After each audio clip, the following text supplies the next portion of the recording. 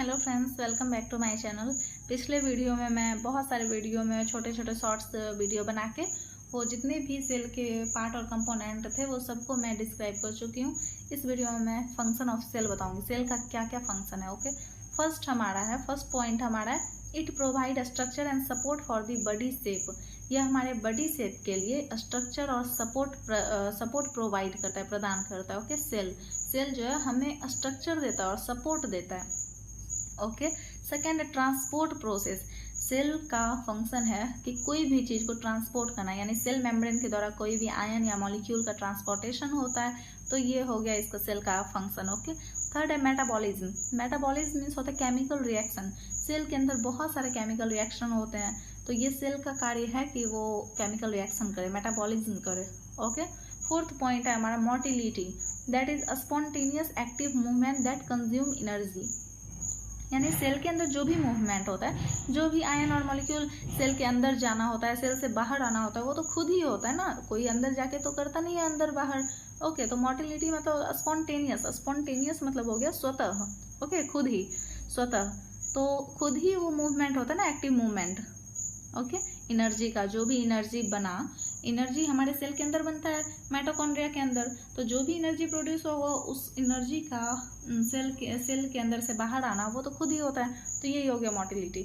Okay, next हमारा reproduction, producing मोर sales. तो cell के अंदर डिवीजन होता है ना, एक सेल से दो सेल, दो से चार, चार से आठ, ऐसे सेल डिवाइड होते रहता है, तो सेल का कार्य है रिप्रोडक्शन का। रिप्रोडक्शन यानी कि प्रोड्यूस मोर सेल, तो ये सेल का ही फंक्शन होता है कि वो रिप्रोडक्शन करे, यानी कि बहुत सारे सेल को प्रोड्यूस करे। ओके, सिक्स पॉइंट है हमारा प्रोड्यूस एनर्जी। तो सेल के अंदर जो माइटोकॉन्ड्रिया होता है वो एनर्जी प्रोड्यूस करता है, ये आप भी जानते हो, तो ये सेल का फंक्शन हो गया। सेवन है एक्टिव एंड पैसिव ट्रांसपोर्ट, वही हो गया ट्रांसपोर्ट। ओके, एब्जॉर्प्शन, 8 पॉइंट हमारा absorption, transport of dissolve substance into cell. जो भी डिजॉल्व सब्सटेंस ट्रांसपोर्ट हो रहा है वो हमारे सेल के अंदर एब्जॉर्ब हो जाता है, सेल मेम्ब्रेन के द्वारा वो हमारे सेल के अंदर एब्जॉर्ब होता है, तो ये सेल का फंक्शन है एब्जॉर्प्शन करना।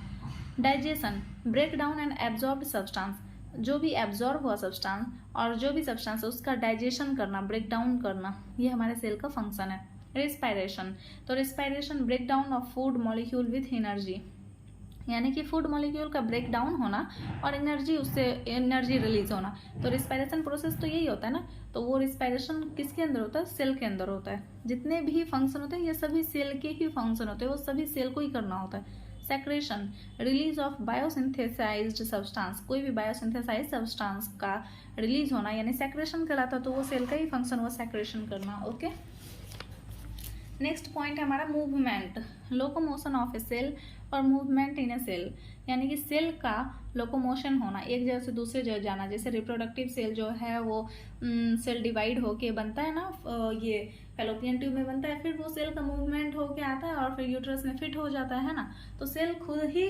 मूवमेंट भी करता है, पूरा सेल मूवमेंट होता है, सेल में लोकोमोशन होता है, मूवमेंट होता है, तो ये सेल का फंक्शन है।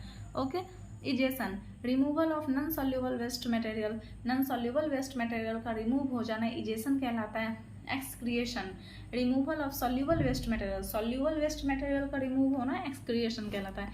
Irritability, sensing responding to change in the surrounding, जो भी हमारे सराउंडिंग में चेंज हो रहा है तो वो सेंसेशन रिस्पॉन्ड होना, जैसे हमें ठंडा लग रही है, गर्मी लग रही है, तो वो सब हमें रिस्पॉन्स होती है ना, जो भी सेंसेसिंग होती है वो रिस्पॉन्स होती है, तो वो वही कहलाता है इरिटेबिलिटी, वो सेल के द्वारा ही होता है। ओके, तो हमारा सेल का फंक्शन खत्म हो गया। अगर आपको ये वीडियो समझ आई हो तो please like, share and subscribe करें। Okay, thanks for watching.